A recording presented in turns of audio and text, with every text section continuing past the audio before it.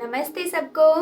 कैसे हैं आप लोग? मैं अच्छी हूँ और मैं उम्मीद करती हूँ आप सब भी अच्छे होंगे। आ गई हूँ मैं एक और न्यू वीडियो के साथ। आज मैं रीड करने वाली हूँ श्रीमद् भगवत गीता का चैप्टर 2, जिसके साथ में मैं करूँगी कुछ ट्रांसलेशन जो मुझे ठीक लगेगा या ऐसा लगेगा जो वर्ड्स आप नहीं समझ पा रहे उनको अच्छे से समझाने के लिए, ताकि आप अच्छे से समझ पाएँ। और मैं आपसे उम्मीद करती हूँ कि आप इस वीडियो को एंजॉय करेंगे। इसको सुनने के बाद आप अच्छा महसूस करेंगे। वीडियो को स्टार्ट करने से पहले मैं कुछ बातें अपनी आपसे शेयर करना चाहूँगी। ज़िंदगी में कभी भी कोई परेशानी हो, कोई दिक्कत हो, या जैसे हम महसूस करते हैं हमारे अपने हमें तकलीफ़ पहुंचाते हैं, उस तरह से कभी कुछ हो तो हमें शांत रहना चाहिए, ना कि गुस्से से हमें किसी को आंसर करना चाहिए। कभी भी जल्दबाजी में हलचल या आपका बेचैन हो जाना या किसी से बहस करना आपकी परेशानी को सॉल्व नहीं कर सकता, बल्कि आपकी परेशानी को वो और ज़्यादा बढ़ा देगा। बेहतर यही है कि एट प्रेजेंट सिचुएशन में, यानी कि उस दौरान आप शांत रहें, धीरज रखें, संतोष रखें और आराम से बैठ के उसके बारे में विचार करें, सोचें। और जब भी आप किसी बड़ी से बड़ी परेशानी को भी बैठ के सोच समझ के फैसला लेके उसको सॉल्यूशन करने चलेंगे या उसको सॉल्व करने चलेंगे, तो आपकी परेशानी बहुत आसानी से और बहुत अच्छे तरीके से सॉल्व हो जाएगी। चाहे वो अपने हो, चाहे वो पराए हो, चाहे वो आपका बिजनेस हो या कहीं का भी काम हो। जल्दबाजी में लिए गए फैसले नुकसान पहुंचाते हैं, तो वो नुकसान ना ले, धीरज रखें, संतोष रखें। उस दौरान जब आप शांत रहेंगे तो आपके अंदर का गुस्सा भी ठंडा हो जाएगा, तो बहुत सारे फैसले ऐसे हो जाएंगे जो बेहतर बन जाएंगे। तो गुस्सा ना करें, शांत रहें। अगर आपको गुस्सा आता भी है तो प्लीज़ अपने आप को कंट्रोल करके साइड में बैठ के शांत रहें, सोचें वो आपको नुकसान पहुंचाएगा या सामने वाले। तो हम चैप्टर 2 स्टार्ट करते हैं। श्री कृष्ण जी के कहे गए वचन मैं आपको सुनाती हूँ।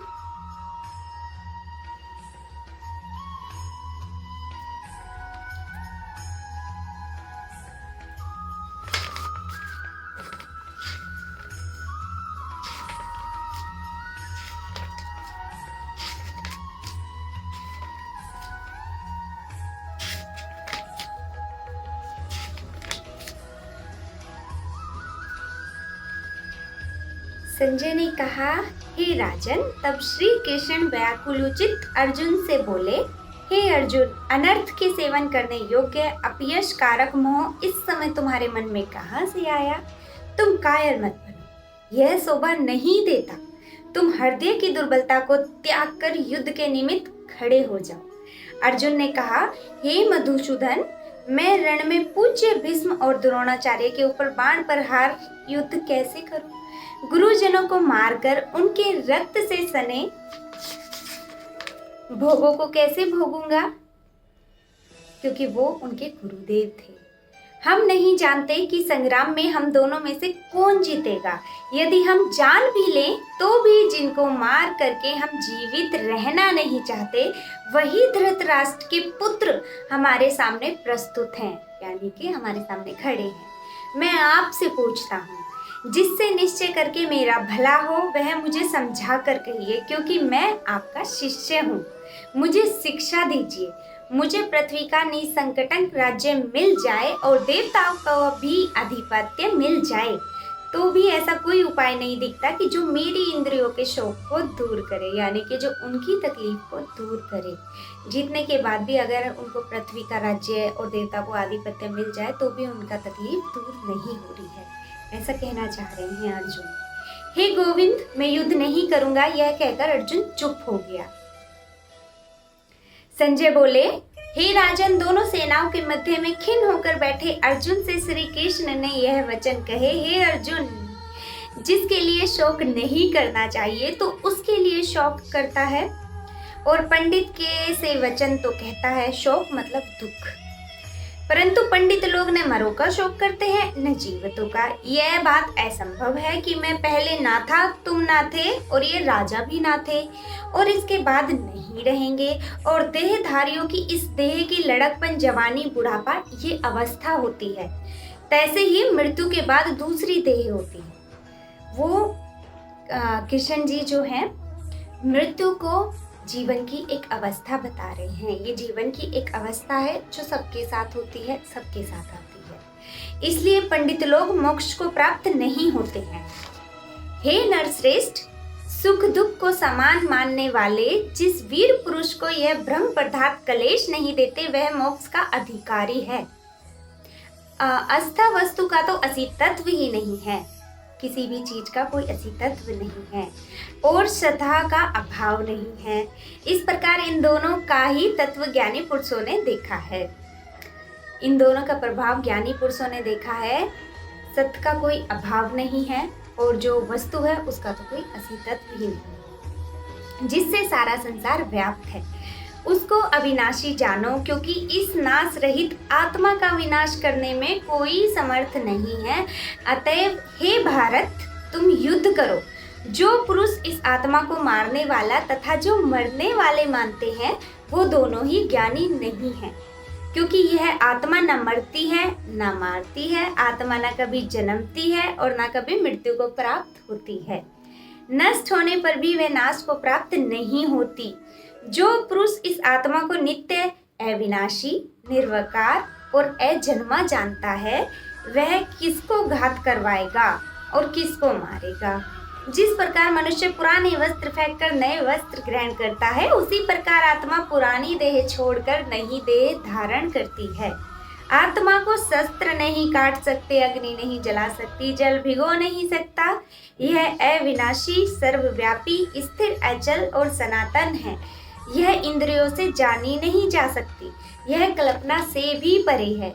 इसलिए ऐसा जानते हुए तुम्हें शोक करना उचित नहीं। मतलब ऐसा सोच के तुम दुखी मत हो कि तुम सामने वाले की आत्मा को मार रहे हो, तुम उस इंसान को मार रहे हो, उसकी आत्मा अमर है।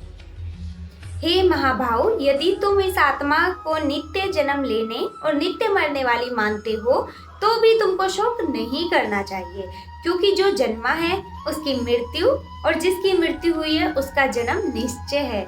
अतएव जो बात अनिवार्य है उसके लिए सोच करना व्यर्थ है। यानी कि जो बात पहले से ही फिक्स हो चुकी है उसके बारे में सोचना बिल्कुल व्यर्थ है, बेकार है। वो होगा, चाहे आप करें, चाहे कोई और करे, चाहे भगवान जी करें, वो होगा ही होगा, उसको कोई नहीं रोक सकता। जन्म लेने से पहले क्या था किसी को मालूम नहीं, फिर मरने के पीछे क्या होगा कोई नहीं जानता। ऐसी दशा में किसी बात का सोच करना तुमको उचित है? इस कारण सब प्राणियों के विषय में तुमको सोच करना उचित नहीं। अपने धर्म को भी सोचकर तुमको घबराना उचित नहीं, क्योंकि क्षत्रिय को धर्म पूर्वक युद्ध से और कुछ भला करने वाला नहीं है। हे पार्थ, बिना इच्छा किए स्वर्ग का द्वार रूप हम युद्ध तुमको स्वतः प्राप्त हुआ है।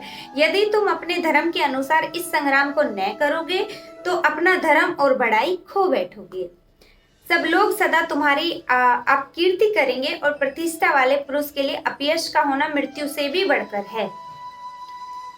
अकॉर्डिंग टू मी, जितना मैं समझ पाई हूँ, कान्हा जी का कहना ये है, कृष्णा जी का कहना ये है, हमें कभी भी अपने कर्म और धर्म से पीछे नहीं हटना चाहिए। बेशक चाहे सामने वाला अपना हो, चाहे पराया हो, या सामने वाले के साथ हम जो करने वाले हैं वो युद्ध में मान्य है, सर्वमान्य कहा जा सकता है। वो सर्वमान्य है। जब हमारे सामने एक इंसान खड़ा है तो हमें वहाँ पे अपने धर्म को मायने देने चाहिए, ना कि अपने रिश्ते को और अपनी भावनाओं को। सब लोग सदा तुम्हारी अपकीर्ति करेंगे और प्रतिष्ठा वाले पुरुष के लिए अपयश का होना मृत्यु से भी बढ़कर है। ये महारथी समझेंगे कि अर्जुन डरकर संग्राम से हट गया और अब तक जो लोग तुम्हारा मान करते थे वे अपयश करने लगेंगे। शत्रु लोग तुम्हारे पराक्रम की निंदा करते हुए अनेक प्रकार के दुर्वचन कहे, इससे बढ़कर दुख तुमको और क्या होगा। यदि तुम युद्ध में नष्ट हो गए तो स्वर्ग का सुख भोगोगे और जीतने पर पृथ्वी तल पर राज्य करोगे। इसलिए युद्ध के निमित्त दृढ़ प्रतिज्ञा होकर खड़े हो जाओ। अगर वो युद्ध में जीत गए हैं तो वो पृथ्वी तल पर राज्य करेंगे, और अगर वो मर जाते हैं तो वो स्वर्ग में जाएंगे। ऐसा कहना है श्री कृष्ण जी का। सुख दुख, लाभ हानि, जय पराजय, इनको समान समझकर लड़ने के लिए तैयार हो जाओ। ऐसा करने से तुम पाप को प्राप्त नहीं होंगे। हे पार्थ, यह ज्ञानोपदेश ज्ञान योग के विषय में तुझसे कहा गया।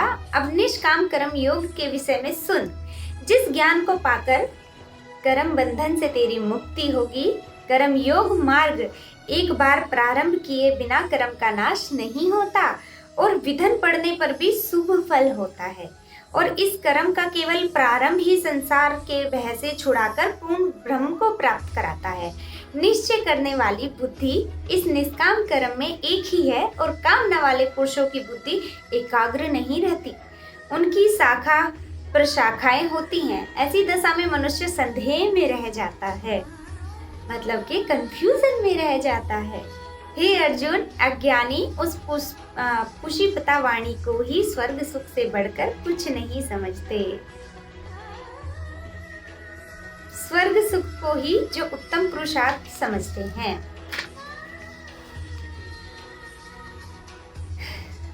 ऐसे अविवेकी जनों का चित्त भोग आदि में ही निमग्न रहता है, जिनका चित्त इस प्रकार मोह में लिप्त रहता है और जिनकी आसक्ति भोग विलास और ऐश्वर्य में है।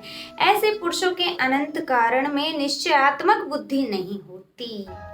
हे अर्जुन, वेद त्रिगुणात्मक सकाम है, तुम निष्काम हो जाओ। सुख दुख को समान जानकर नित्य योग क्षेम आदि स्वार्थों में ना पड़ के धीरजवान और आत्मनिष्ठ हो। जैसे छोटे छोटे अनेक जलाशयों में मनुष्य का कार्य सिद्ध नहीं होता, वैसे बड़े जलाशयों से वे सब प्रयोजन अनायास ही सिद्ध हो जाते हैं।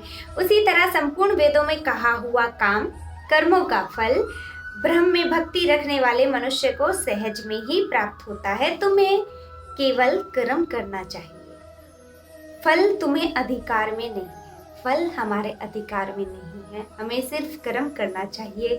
तुम ना तो फल की अभिलाषा से काम करो, न निकम्मे ही रहो।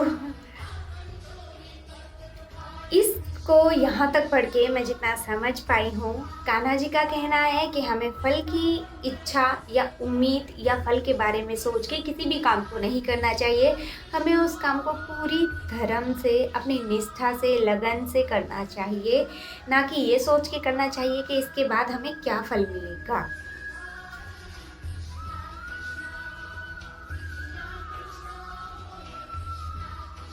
फल की आशा त्याग कर कार्य की सफलता को समान मानकर तुम योगस्थ होकर कर्म करो।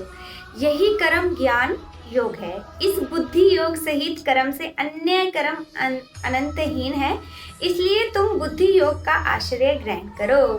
फल की इच्छा रखने वाले निकृष्ट होते हैं। निष्काम कर्म करने वाला पुरुष ईश्वर कृपा से इसी संसार में सकृत और दुष्टकृत इन दोनों को ही त्याग कर देता है, इसलिए तुम निष्काम कर्म में प्रवृत्त हो। कर्म फल को त्याग कर ही बुद्धि युक्त ज्ञानी पुरुष जन्म बंधन से हटकर मोक्ष को प्राप्त होते हैं। कर्म फल को त्याग कर, यानी कि कर्मों का फल की हम उम्मीद ना रख के सिर्फ कर्म करते जाएं। जब तुम्हारी बुद्धि मोहबंध से बाहर निकल जाएगी, तब तुम्हारा मन आगे सुनने वाली तथा हुई बातों से विरक्त हो जाएगा। अनेक श्रुति स्मृतियों से वचन को सुनने से तुम्हारी बुद्धि भ्रमित हो गई है। जिस समय वह निश्चल होकर आत्मा में स्थिर होगी, तभी तुमको तत्व ज्ञान प्राप्त होगा। इधर उधर की बातें सुन के उनकी बुद्धि भ्रमित हो गई है, यानी कि वो कंफ्यूज हो गए हैं। जिस समय उनकी आत्मा स्थिर हो गई, यानी कि अपने खुद के फैसले पे जब आप पहुंचेंगे, उस वक्त आपको समझ आएगा कि आपको वही करना चाहिए था जो आपके कर्म में आपको मतलब जो हमारी रिस्पॉन्सिबिलिटी बनती है, जो हमारी जिम्मेदारी बनती है, वही हमको करना चाहिए था, ना कि किसी दूसरे की बातें हमको सुननी चाहिए थी और उनको अपने मन में या दिमाग में रखना चाहिए था। श्री कृष्ण के अनुसार हमें किसी की बातें नहीं सुननी चाहिए, हमें अपने कर्म पे ध्यान देना चाहिए, अपनी रिस्पॉन्सिबिलिटीज़ पे ध्यान देना चाहिए और उनको पूरा करना चाहिए बिना किसी इच्छा और उम्मीद के कि हमें फल में क्या मिलेगा या फिर हमें इसका रिजल्ट क्या मिलेगा।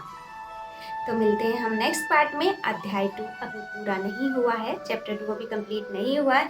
मुझे इसको पढ़ के इतनी खुशी हुई, मैं इसे पढ़ती जा रही हूँ और मुस्कुरा रही हूँ, मुझे बहुत अच्छा लग रहा है। भगवान जी की बातें, जो कान्हा जी की कही गई बातें हैं, वो हमारी जिंदगी का सार है, एक तरीके से कहूँ तो समाधान है हमारी ज़िंदगी का। कान्हा जी जो कहना चाहते हैं श्रीमद् भगवत गीता के थ्रू, वो हम सबके लिए एक मैसेज है। हमें अपनी ज़िंदगी को किस तरह से जीना चाहिए और किस तरह से हमें अपने फैसले लेने चाहिए। आप खुद को, जैसा कि मैंने पहले भी कहा था, आप खुद को अर्जुन की जगह पे रखिए और कृष्ण जी की बातें सुनिए, उनको समझिए और अपने जीवन को सरल और आसान बनाइए। यही मेरी इच्छा है, यही मेरी उम्मीद है आप सबसे। तो मैं चलती हूँ, मिलते हैं पार्ट 2 के साथ, पार्ट 2 के साथ, चैप्टर 2 का पार्ट 2 उसके साथ मिलते हैं। बहुत ही खुशी हुई। मैं थोड़ा सा बैठ के अब अपना मन खुश करूँगी, एक बार फिर से रिपीट करूँगी मैं ऑफलाइन इसको, और इसको फिर से समझूँगी, फिर से वही। मुझे बहुत अच्छा लगता है, बहुत मेरा मन खुश हो जाता है, बहुत सुकून महसूस करती हूँ मैं। तो नमस्ते आप सभी को, धन्यवाद आपने मेरी वीडियो यहाँ तक देखी। बाय, नमस्ते।